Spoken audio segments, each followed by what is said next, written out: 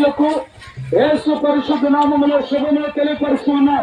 ఈ రాత్రి వేళలో ప్రియ సహోదరులారా, యేసు క్రీస్తు వారు 2024 సంవత్సరాల క్రితం ఈ భూమి మీద ఆయన జన్మించిన నాడు ప్రజలందరికీ కలిగే శుభవర్తమానాన్ని తెలియపరిచారు. అదేవిధంగా నేడు రక్షకుడు మన కొరకు పుట్టి ఉన్నాడని. ప్రియ సహోదరులారా, ఈరోజు రక్షకుడు అనగానే కేవలము నీ శరీరంలో కలిగే ఆపదల గురించి, అవసరాల గురించి నువ్వు మాట్లాడుకుంటూ ఉన్నావు. ఇదిగో సహోదరులా గమనించు, నీ శరీరము కేవలము నిష్ప్రయోజనము. నీ శరీరము కొంతకాలం ఉండి అంతలో మాయమై ఆవిరి వంటిదే. నీ శరీరము 70-80 సంవత్సరాల జీవితం తప్ప ఇందుకు మించింది లేదు. అయితే ఈ రక్షకుడు ఎందుకు పుట్టాడయ్యా, ఎందుకు ఈ సంతోషం అంటే, ఎందుకో నీలో ఒక ఆత్మను దేవుడు పెట్టాడు. ఆ ఆత్మకు చావు లేదు, అది యుగ యుగములు జీవిస్తూ ఉంది కనుక ఆ ఆత్మ రక్షణ పొందటానికి యేసు ప్రభువు ఈ భూమి మీదకి వచ్చాడు. ప్రియ సహోదరులారా, ఎందుకనంటే మనము దేవుని ఎదురుని పంపబడ్డాం. తిరిగి దేవుని ఎదుకే ఈ ఆత్మ తిరిగి వెళ్ళాలి. వాక్యం చెప్తుంది, మన్నైనది వెనుకటి వల్లే మరలా భూమికి చేరును, ఆత్మతాను దయచేసిన దేవుని ఎదుకు వెళ్ళినని. ఇలా నీ ఆత్మ దేవుని ఎదుకు వెళ్ళాలి అంటే యేసు ప్రభువారు కావాలి. యేసు ప్రభువారు లేకుండా నీ ఆత్మ పరమాత్ముడైన దేవునితో కలవలేదు, అనగా నిత్య రాజ్యములో ఉండలేడు. కనుక ఈ రోజు యేసు క్రీస్తునందు నువ్వు విశ్వాసం ఉంచి పాప క్షమాపణ పొంది సంఘములో చేర్చబడి పరిశుద్ధులుగా బ్రతికితేనే ఈ ఆత్మకు రక్షణ కలుగుతుంది.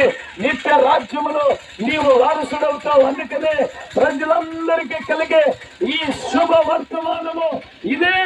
కనుక ప్రియ సహోదరులారా, కేవలం ఈ శరీరం కొరికే బ్రతికితే చాలనుకుని పాపం వైపు పరిగెడుతూ, చీకటి వైపు పరిగెడుతూ ఇష్టానుసారంగా బ్రతుకుతున్నావేమో, నీ ఆత్మకు ఒక రోజున తీర్పు తీర్చబడుతుంది. ఆ తీర్పులో నీవు నిత్య మరణం అనగా అగ్ని గుండము, అది ఆరదు, పురుగు చావదు, ఆ స్థలానికి వెళ్ళకూడదని దేవుడు నిన్ను ప్రేమించి 2024 సంవత్సరాల క్రితం ఈ భూమి మీదకి వచ్చాడు. నేడైనా ఒక్క నిమిషం ఆలోచన చేసి నీ ఆత్మకు రక్షణ కలగాలని ఒక్క నిమిషం ఉన్న చోట ప్రభువుకు అప్పగించుకుంటే ఆయన నిన్ను పరలోకమునకు చేర్చగలడు. కనుక ఇదే ఈ సల్లపూట సాయంత్రం పూట నీకు అందిస్తున్న శుభవర్తమానం. నీ ఉన్న స్థలమును ఆలోచించి ఒకసారి ప్రభు వైపు చూడాలని కోరుకుంటూ ఈ మాటలు ముగిస్తూ ఉన్నాను. ప్రార్థన చేసుకున్నాం. అందరూ కూడా తలలు వచ్చి దేవునికి అప్పగిద్దాం. ప్రేమ స్వరూపి నమ్మదగిన దేవుడా, స్తోత్రములు నాయన. ఇరవై చుట్టుపక్కల ప్రాంతాలను, ఈ గ్రామాన్ని జ్ఞాపకం చేసుకుంటే నాయన, ఎవరు నశించిపోవటం నీకు ఇష్టము లేక పరలోకాన్ని విడిచి ఈ భూమి మీదకి నరవతారణిగా దిగి వచ్చావు నాయన.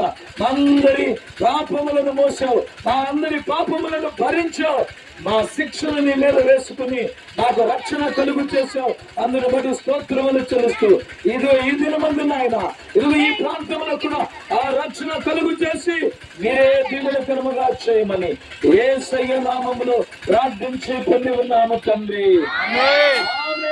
Happy Christmas, happy Christmas.